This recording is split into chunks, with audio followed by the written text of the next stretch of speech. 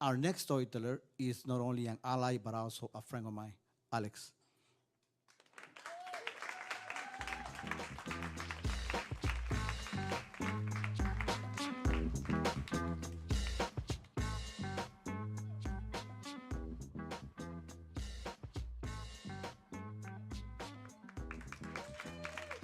Hi, everybody.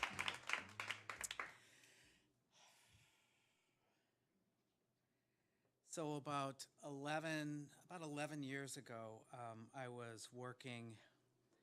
I had a kind of a middle management job at a big media company, and I didn't really like it. But I had a new family, young two twin daughters who were very young, and I had a mortgage, and I had a lot of expenses. And my life on the surface was very good. And I had previously struggled with depression, and I had trouble with alcoholism, and I had gotten a lot of help for that. And so I was doing okay. You know, I was solid. Things were very solid for me. And but I felt sort of a void. I was definitely not satisfied with the work I was doing for sure. And then the recession hit, and I got laid off. And this filled me with fear because, again, I had a lot of expenses, and my wife was working, but it wasn't quite enough, and I had saved some money, and I was quickly burning through that as I looked for work. And I applied for hundreds and hundreds of jobs and in my field, and I went on dozens and dozens of interviews, and time passed, and I got more and more anxious and worried and kind of depressed.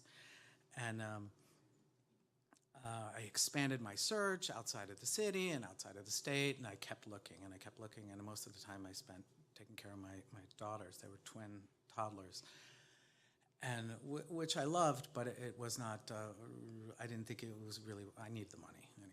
I needed the money. And uh, so, so one day I had lunch with a guy I had worked with, and previously he was a guy my age, he's eating a salad, and he put down his fork, and he sort of folded his hands and looked at me very solemnly, and he said, "You know, I have to tell you something, and that is, you're too old." And I said, "Really?" And he said, "Yeah, you know, a lot of the companies where we, like the places we have worked, are hiring people who are a lot younger, and to do the same work for about half the money," which I kind of knew was true, but I was kind of in denial about it. And I realized at that moment, this had been in like by now a couple of years since I had lost my job, and I realized it was time for me to find another line of work. And one thing I did like about my job was I would mentor a lot of, like I was kind of a manager, and I would mentor these younger employees, and I really enjoyed that. And I had volunteered at the library as teaching literacy, and that gave me a lot of satisfaction. So I thought maybe I'll go into teaching. And I understood that ESL was a kind of a growing field, and there was a demand for it. And so I ended up, after I went to school, teaching ESL in the city, New York City public schools in high school. And it was really there that my life changed in a huge and really powerful way. I teach English, and I have a background as a writer and an editor. And my students did a lot of writing, and they did a lot of reading, and they did a lot of writing. And one of the things they were doing was they were writing these essays. They were applying for college, and they were writing their personal statements. And these stories really struck me as really remarkable. And in a very sort of cavalier way, they would show me these stories, and it would knock my socks off. I read a story, for example, this boy Juan, who came from El Salvador and was fleeing all sorts of trauma, and arrived here and met his father for the first time when he was 14, and his father was a very abusive and violent alcoholic, and his mother then got cancer, and they had to flee in the night to a homeless shelter. And the whole time I knew this boy, he did nothing but work and keep his head down and just persevere.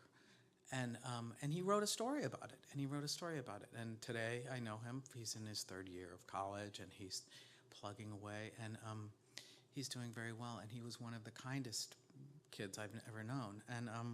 And then there was, for example, another girl, Fanta, who's from Central African Republic, who came here with no formal education, and was at 16 and arrived here, and she was there was a marriage arranged for her with a man who was more than twice her age, and she somehow persuaded her family that she just needed a little bit of high school first, and she came to school, and it was like she was on fire, and she would come early and stay late, and she would study, and she would work, and she would ask question after question after question, and drove everybody crazy. But she somehow managed to finish school and ended up working and going to college, and now she's kind of determining her own destiny, and that was like the spark of something that happened at school. And there are hundreds of these stories. Like, I heard hundreds and hundreds of these stories, and they're not unusual at all.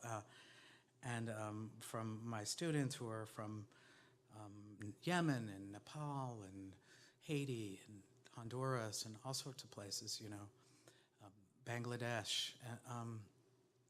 And there was a common thread that ran through most of these stories, and it was something that I didn't hear a lot of in the students that I went to high school with, and it was hope. It was extremely powerful, and I just, I thought to myself, you know, I've often thought to myself, every day I think to myself, particularly now, if dignity and resilience and a deep commitment to family and community and just really hard work, if these are not making America a better place, I don't know what is. And I guess the upshot of it all is that I changed, you know, and these stories really changed me. And I developed incredible gratitude that I was able to learn from these kids, and I still do. And it sounds very corny, you know, they're teenagers, and sometimes they're an enormous pain in the ass, the way all teenagers are. But they give me a lot, and more than they really, I think, realize. And in a way, you know, they have sort of saved my life. And that's my story. Thank you.